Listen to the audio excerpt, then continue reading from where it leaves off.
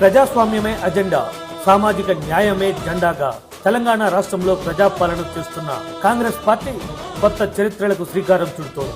తెలంగాణ రాష్ట్ర మంత్రివర్గంలో తొలిసారిగా 4 దళితులకు స్థానం కల్పించి చరిత్ర సృష్టించిన ముఖ్యమంత్రి రేవంత్ రెడ్డి గారి నాయకత్వంలోని కాంగ్రెస్ సర్కార్ ఇప్పుడు పార్టీ పదవుల్లో కూడా సామాజిక న్యాయానికి, యువతకు, మహిళలకు పెద్దపీట వేసింది. తెలంగాణ ప్రదేశ్ కాంగ్రెస్ కమిటీలో కొత్తగా 27 మంది ఉపాధ్యక్షులు, 69 మంది ప్రధాన కార్యదర్శులను నియమించింది. 27 మంది ఉపాధ్యక్షులలో బీసీలకు 8, ఎస్సీలకు 5, ఎస్టీలకు 2, ముస్లింలకు 3 పదవులు ఇచ్చారు. అలాగే 69 మంది ప్రధాన కార్యదర్శుల పదవులలో బీసీలకు అత్యధికంగా 26, ఎస్సీలకు 9, ఎస్టీలకు 4, ముస్లింలకు 8 పదవులు దక్కాయి.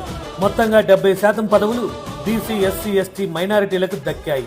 దీనితో అటు ప్రభుత్వంలో ఇటు పార్టీలో సామాజిక న్యాయానికి, యువతకు, మహిళలకు ప్రాధాన్యత ఇచ్చి కాంగ్రెస్ పార్టీ రాజకీయాల్లో చరిత్ర సృష్టించింది. అటు దేశ స్థాయిలో రాహుల్ గాంధీ గారు, ఇటు రాష్ట్ర స్థాయిలో రేవంత్ రెడ్డి గారు యువతకు ప్రాతినిధ్యం వహిస్తూ పార్టీలో యువరక్తం నింపుతూ పార్టీ నూతన ఉత్తేజంతో దూసుకుపోయేలా నాయకత్వం వహిస్తున్నారు.